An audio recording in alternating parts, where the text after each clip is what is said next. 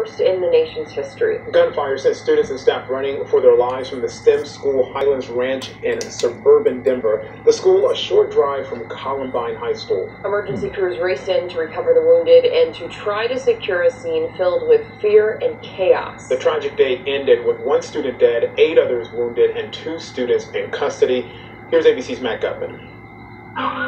Terror in that STEM school outside Denver. An army of law enforcement officers descending on the scene after gunfire erupted just after lunchtime. As officers were arriving at the school, they could still hear gunshots, and as they were entering the school. The school of over 1,800 students immediately put on lockdown. We learned that one of those students has died, 7 others wounded. One 6th grader describing the scene.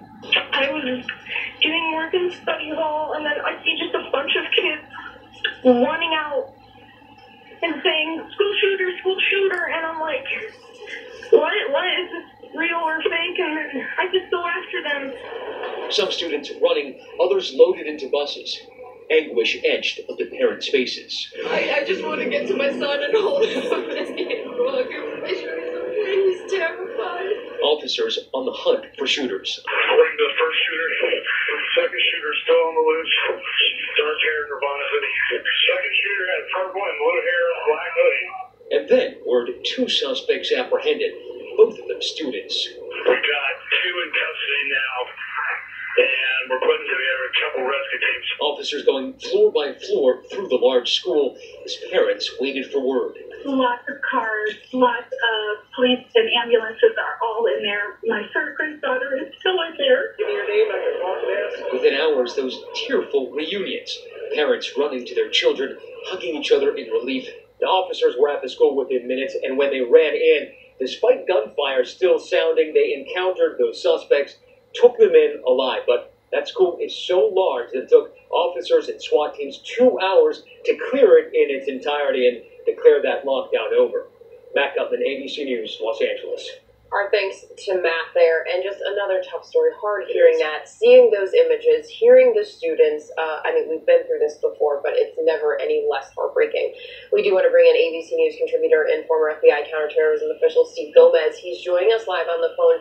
Hey, Steve, good morning. Thank you for being with us. See, one thing about this case, we don't often see suspects in these shootings who were taken in alive, and in this case, there are 2 of them. How will that impact the investigation? Well, it's a benefit for the investigation because now you have 2 people who were involved in this crime, and clearly there was a plan because whenever you have 2 people, you have a conspiracy. They had to coordinate with each other. So my bet is that they are going to be talking to the investigators and reveal as far as how they planned this out and what motivated them. There's going to be a lot of information that will be very helpful for the investigation.